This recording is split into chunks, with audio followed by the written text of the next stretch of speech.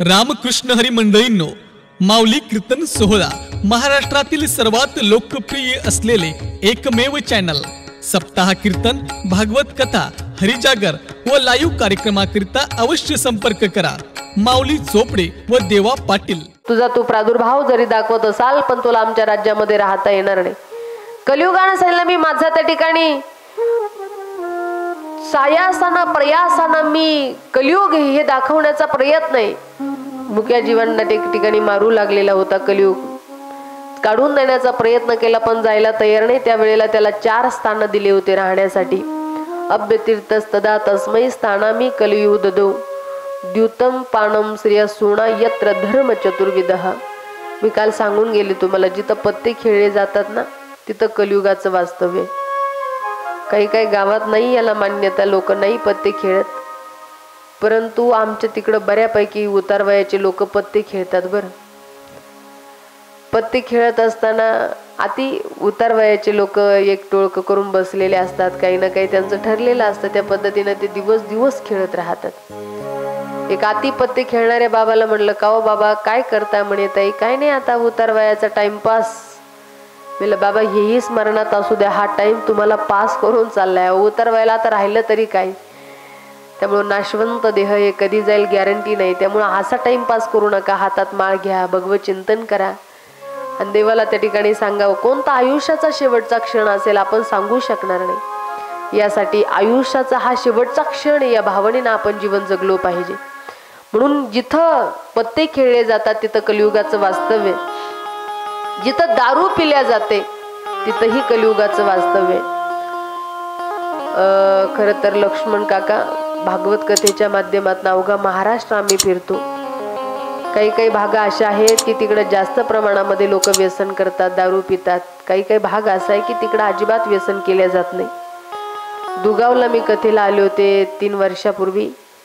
त्यावेळेला दुगावमध्ये बऱ्याच लोकांनी दारू सोडली होती. आता पुन्हा आमच्या कथेच्या वेळेला सोडली, आता पितात का काही माहिती नाही, परंतु बऱ्याच लोकांनी दारू सोडली होती आणि आम्ही त्यांचे 5 पोशाख देऊन तिथं सत्कारही दुगावला केले होते. खरं तर आपण बदलण्याचा संकल्प, बदलण्याचा निर्णय आपण घेतला पाहिजे.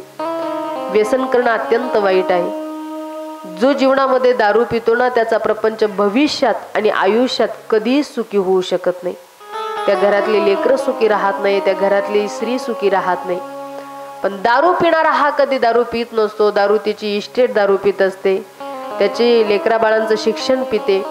नुसता दारू पिणारा दारू पित नाही तर स्वतःची इज्जत तो पित असतो आणि म्हणून त्याला 4 चौघात मान सन्मानही राहत नाही. त्यामुळं आपले लेकरं किमान शहाणे झाल्यावर तरी एखाद्या पित्यानं कधी पिऊ नये. जर लेकरं शहाण्या झाल्यानंतर एखादा बाप जर दारू पित असेल तर तो त्या लेकरांचा बाप नाही, तर त्या लेकरांना चावणारा तो साप आहे.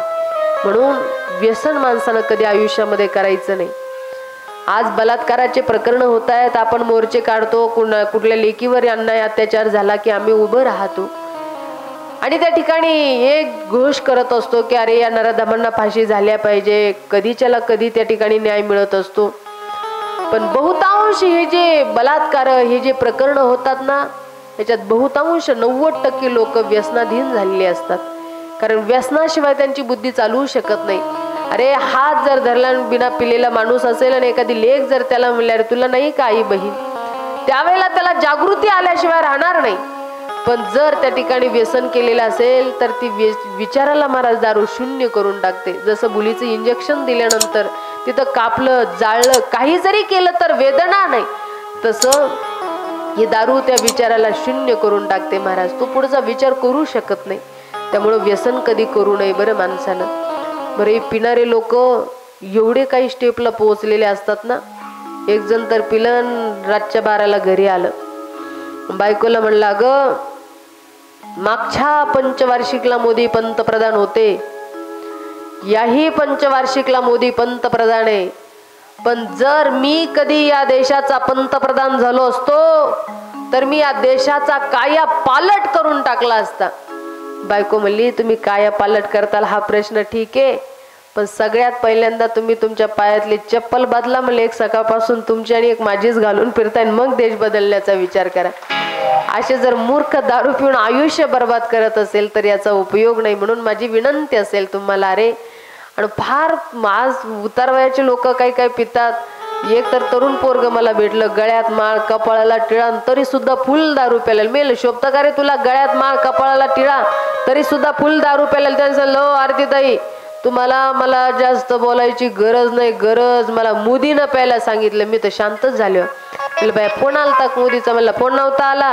म्हणलं भेटले होते मोदी साहेब, भेटले पण नव्हते. म्हणलं मग कधी सांगितलं, म्हणलं सकाळी सकाळीच टीव्हीवर सांगितलं. प्यारे देशवासियो, मला एकट्याला नाही म्हणलं तुमच्या सगट प्यायला सांगितले. त्या मूर्खाला म्हणलं भाऊ अरे सकाळी पितोय संध्याकाळी उतरून जाते ती पितोय कशा करिता, तुला प्यायचंय तू जरूर पे, पण काय जाम पर जाम पीने से क्या फायदा, सुबह पी जाओगे तो शाम को उतर जाएगी, लेकिन हरिनाम का अमृत प्याला पितो देख तेरी जिंदगी सुधर जाएगी. म्हणून प्यायचंच असेल तर हे हरिनाम अमृत प्या, पण नको ती दारू पिऊन फक्त जिंदग्या बर्बाद करू नका.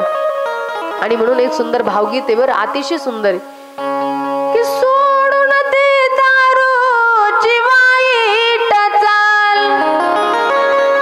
सोडून दे दारूची वाईट चाल, काल होता माला माल, काल होता माला माल, आज झाला तू कंगाल, करू नको संसाराचे हाल, तुझ्या संसाराचे हाल, करू नको संसाराचे हाल, तुझ्या संसाराचे हाल, करू नको संसाराचे हाल, तुझ्या संसाराचे हाल, करू नको संसाराचे हाल.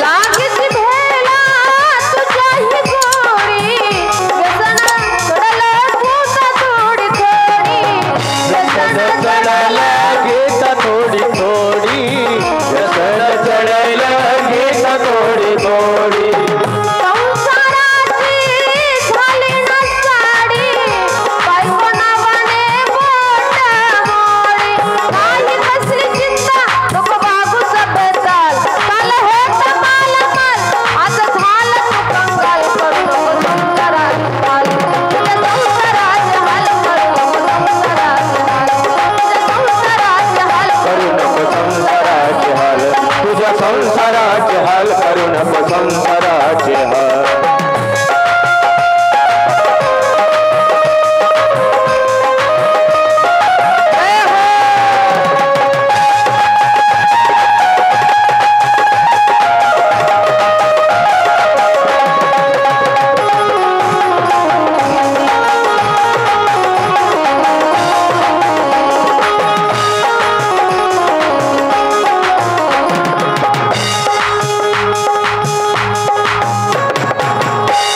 अतिशय सुंदर भाव प्रगट करणारं भजन आहे बरं.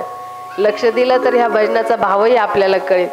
सोडून दे दारूची वाईट चाल, सोडून दे दारूची वाईट चाल, काल होता माला माल, आज झाला तू कंगाल, करू नको संसाराचे हाल, तुझ्या संसाराचे हाल, करू नको संसाराचे हाल.